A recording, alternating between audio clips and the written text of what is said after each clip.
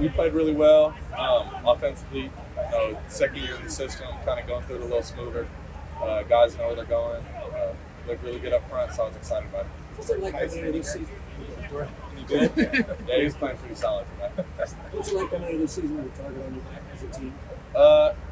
We talk about that, but it's not really viewed like that. I just like to do these practices the same as I did last year.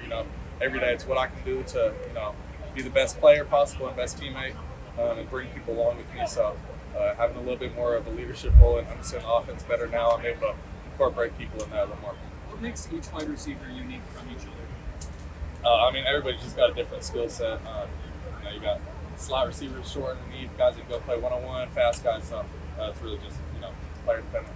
How different is your relationship with Jordan this year compared to this time last year? Yeah, we were really tight last year. Not like we are now, obviously. Just been through a little bit more, had a little bit more real conversation, spent the offseason together, just hung out. That's my guy, so it's going to be my brother for life for sure. So have you guys lost some key players offensively and defensively over last year too? How are the younger guys, I guess the veterans stepping up to fill those holes? Yeah, players, we keep talking about last year a whole bunch. And, I'm just trying to move on. I'm not worried about replacing anybody. It's just taking the guys that we got now and, putting one foot in front of the next and focusing on the day in front of us. Sam, Kenny said yesterday that you and Jordan and others on this team have bigger goals and expectations than anyone on the outside could possibly have for you.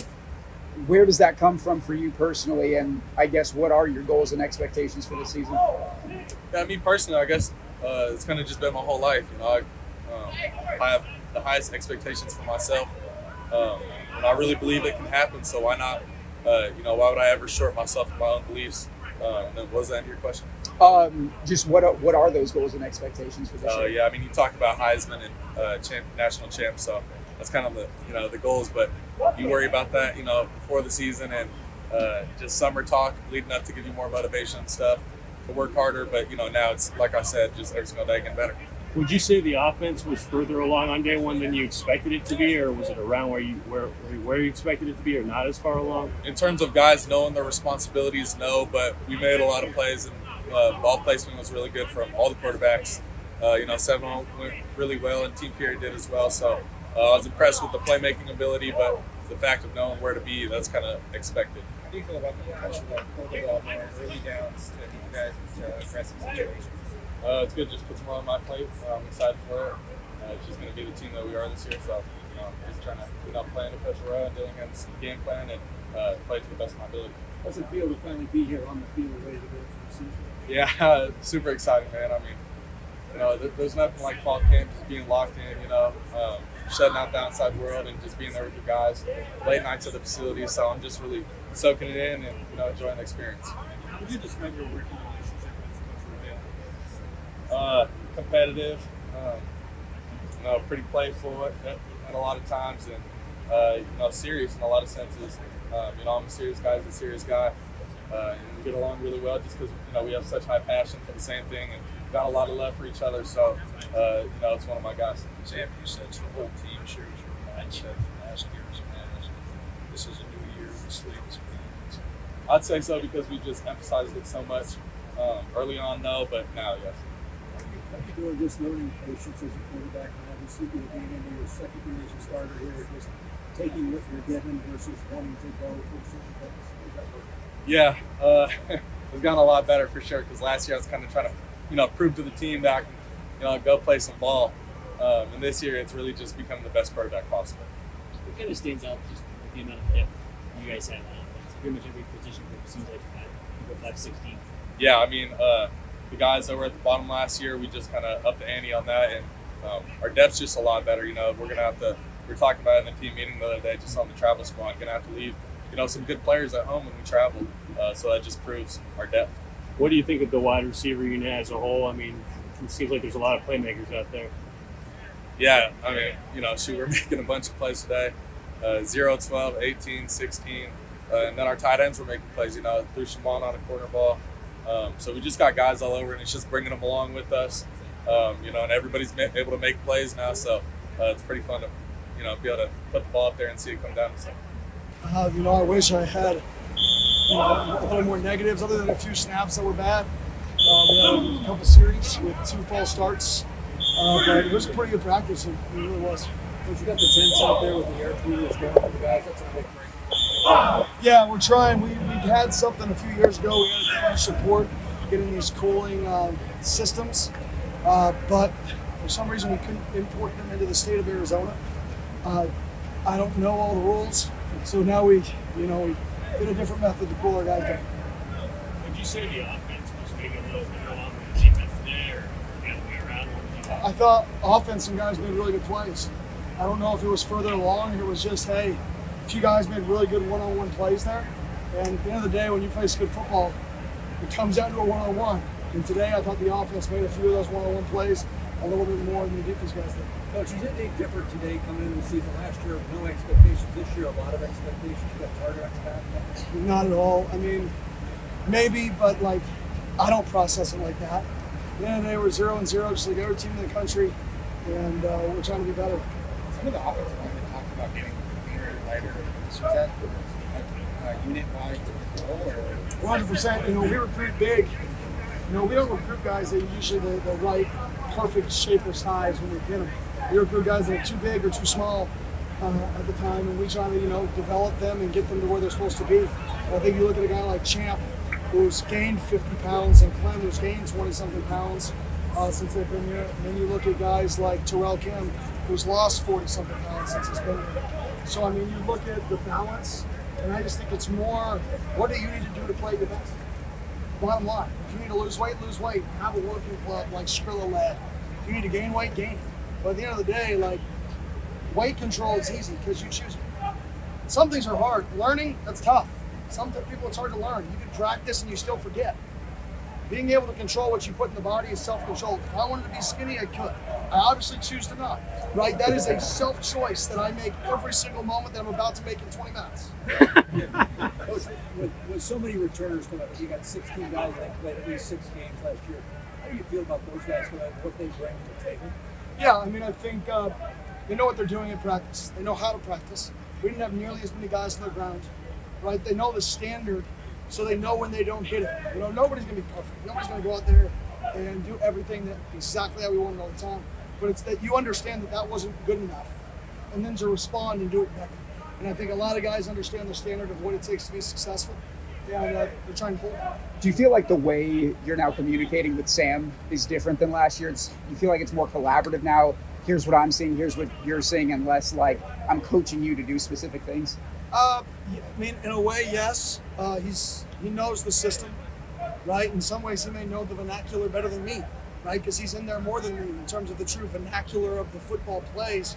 But for me and him, it's always been communicating. What did you see? I never tell him, why didn't you throw the post? I say, what did you see? Because I want to know why he didn't throw the post. That's it. I want to know what he sees. I want to know how he sees it. Because everything we do offensively should feed through how he sees the game. So I think him communicating to us like he did last year, but I think he has more confidence in that communication, and I think he has more confidence in what he likes as an alternative. So he knows what we're trying to get accomplished with the play, what other play accomplishes the same goal, and what plays he likes within that window. You lost a number of key guys last year. How many younger guys stepped up for those roles? Yeah, day one, hard to tell this early. But I'll say this, our competitive depth is the best it's been by far. If you look out there on the field, there's a lot of guys who could play special teams for us. You don't know who those guys are going to be yet, so I would say our competitive depth is definitely the best it's been. How solidified are you on the guys promotions? And are there some guys that are going to continue to walk outs? So we're solidified. We're 100% solid. With the new ruling, a few guys are still on the team, which is awesome, which is great news for us. But our roster is solidified. We can't add anybody, barring something crazy that happens.